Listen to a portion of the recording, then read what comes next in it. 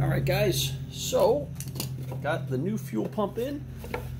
They sent me a Carter fuel pump, which, you know, funny, on the front of the box, what had me crazy nervous is that is not a fuel pump that goes in this trunk, that goes in the gas tank. This one, I looked and thought, yeah, that's not the right size. And this one kind of looked like it, but again, they had these 3 different types, and I thought, hopefully they sent me the right one, and thankfully they did. So this fuel pump is a Carter fuel pump. It's a lot like what I already had, with the exception of where the mounting places are for the fuel outlet, or I'm sorry, inlet and outlet. So basically, it's the same way, where it's going to bolt up to the side of the block. The screws fit in it. Obviously, you see that's totally fine. It's got the trigger in the back, which is great. It's either going to push the pump. It's going to pump the gas from the tank through to the carburetor, and then the threads, which is more important. This fits in here as well, so that's good in this thread, and then in this one as well. And these all match up to what's outside in the truck, which is wonderful. I'm just going to put some Teflon on here. I'll show you how we do that, and then we're going to go size it up to the truck and make sure we're good to go. This being the Carter fuel pump, I'm going to show you how we thread this into the Carter pump with a little bit of Teflon tape. Now, you don't need a whole lot of Teflon tape to make it work. Teflon tape is to help bond the space between the threads of this input nipple that we have, along with the threads inside of the fuel pump. Let me just see if I can zoom in. You can see it. Okay, and you don't need a lot of Teflon for this, but what you do need is to go in the right direction. So if I'm going to be screwing this in clockwise, I want my thread to go the same way. And first, make sure there's no extraneous little dirt on here. And if you see like a little bit of the previous Teflon that's on here, we're going to take a brush, unless I can get it off by hand. Oh, yeah, let's get it off by hand. But if you cannot do it with your hand, I always recommend a little wire brush, which is something like this, and you can just, you know, rub it off. And while you're spinning it around in your hand, you could also do it if you have a wire wheel. It's an automated way as well. But this just cleans it off, and you want to get all the extraneous Teflon off. And there we go, nice and clean. So like I said, we're going to screw this in clockwise, which means my thread, oh, I'm sorry, my Teflon should go in that same direction. So how I'm going to do this, so the idea is I'm going to turn with it. So watch how I do this. Take some of the Teflon here. Let's move this out of the way. Take some of the Teflon. I'm going to put it right on the thread. I don't want it to be all mushed. I want it to be spread out as such. And I don't want it to go in the hole, so I'm going to try to keep it closer to the where you put the socket. And I'm just going to hold it down. And as you can see, it starts to thin out. And you see part of the threads almost coming through. I'm going to give it 2 twists. And that's it. And from here, I'm going to pull. And voila. Take this off my hand. I'm going to mash that in. And that's it. Now, the reason for that is to go clockwise is because if I put the Teflon the opposite way, when I start to tighten it down into the Carter, into the fuel pump here, it's going to back up because it's being, to some degree, unwound. So now when I go to tie it in, it's pretty basic. Just take it, let the threads find their way, and there we go. I can hear it. You barely hear any sound. And look at how it sits in there. It's very neat. Didn't like gum up on me. And I'll take a little wrench and just give it one little twist to hold it down.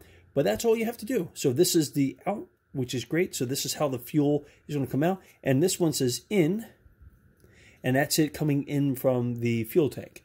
So I have the hose from the fuel tank. So this is the long hose that goes back to the fuel tank. I'm just going to take this piece out. I'm going to thread it in very quickly, like I did this, and then we're going to go install it. So I got the fuel pump all ready. I put the gasket on it, as you can see, and I threaded it through so that it stays on the pump as I align it. I also have all my sockets and everything ready. Got my 9/16 12-point socket, along with my trusty Husky torque wrench. So torque wrenches are great because it helps you get it to spec to how tight you're supposed to put some stuff. Some people like to say good and tight. I don't know what good and tight means, but when I have a spec and a measurement, I can do that. And you'll notice here on this, if it'll zoom in, there you go, you can see the values and the measurement, and you simply just twist it up by hand. You unlock it from here, twist it to get it into point. We're going to set it at 30. You hear a little click, and what happens is as I'm torquing this down, you'll hear a little click sound to tell me that it's tight enough. So here is the fuel pump hole. That silver plate that you see here is the flange, which is already bolted down. I don't have to touch that. I'll put a little piece of cardboard in here because inside of that is this little metal tube, which I'm going to see in the video. Yeah, fortunately, it's not bright enough. There's a little metal tube in there, and I have to align that with the trigger, which is on the fuel pump here. Is that the part that clicks back and forth? So I'm just going to go align it first, and then I'll put the video back on. You can see me setting up the rest of the stuff. I lied. I'm going to show you guys how I set it up just from here. So I got a little piece of cardboard right here to keep that piece in place. And I don't have the correct socket, but there was a small hole on the side of the block here where I can slide this through. And if I press it up against the tube, it'll keep it in place for when I have to align the fuel pump. I'm taking my fuel pump, squeeze it all the way down in here, keep the pressure on that.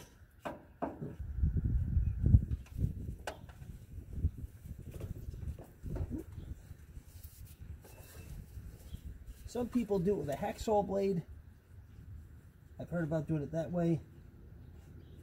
However, I've done it with the back of a pen, and I think it's because I'm on TV right now, which is why I don't want to work. I have to give in.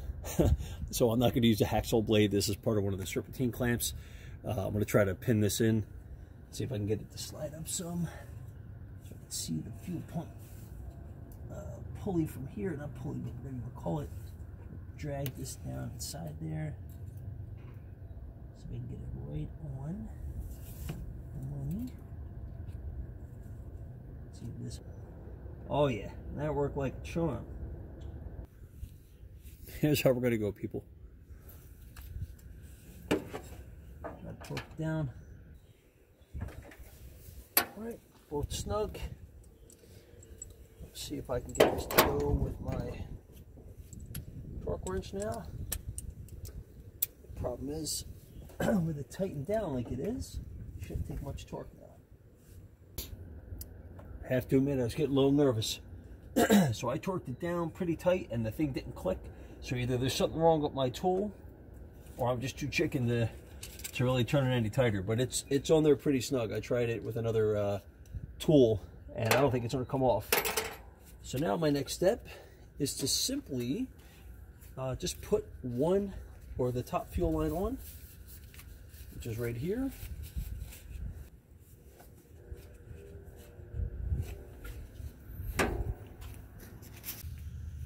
All right, people, so today we're going to get this bad boy going with this pair of keys and get the fuel pump all wired up. So let me show you what we have to do next, which is I got to get this hose right here to connect to the fuel pump, which is right there. So you see that silver little nipple? So that copper nipple down there is what I'm going to connect the hose to. So I'm going to get all that set up. I'm going to run a hose underneath to go into my little gas tank container that I have right here. I'm going to try to fire this big guy up. So I've connected the fuel line to the nipple that you see here. It goes all the way up into my fuel filter, or I'm sorry, fuel pump, sorry. Fuel pump to the nipple, nipple to the fuel filter, and the fuel filter still goes into the side of the carburetor. And underneath, you'll see that hose right here. And that hose weaves itself to the bottom of the fuel pump for the intake. which it's kind of hard to see from here, but you see the top line right there, and then there's one over here, and that line, I just have it fished out to here since I took out the gas tank. Now I'm going to put in the gas container. I'm going to try to fire it up. Alright guys, I'm going to give you a better angle so you can see the hose that goes into the back is right here in the container, and you can see the fluid bobbing in my gas container, and the hose goes directly into that.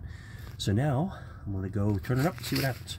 Alright, so I aligned the camera to be directly on the fuel filter, and hopefully with a couple of cranks we're going to see the gas go into that and get this guy to turn over. Alright, it looks like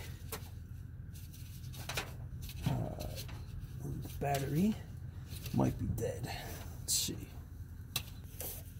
I picked up this antiquated battery tester many moons ago, and it's been such a lifesaver. I think I picked it up for like $2. I thought it was cool. I decided to try it, and it actually works. So this is pretty straightforward. The cables are color-coded. Hot is for obviously red, and ground is black.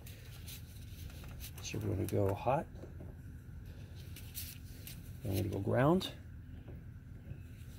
And then you can see the little tester, turn it down. I see that the battery is absolutely dead. So no wonder why I'm not getting any crank. So I'm going to take this battery and go get it charged. Alright, so I quickly swapped the battery out of the Impala and I put it in the truck. We're going to see if this can go now. Alright, here we go. Alright, see who's getting gas. Nothing yet. Let's try a little bit more.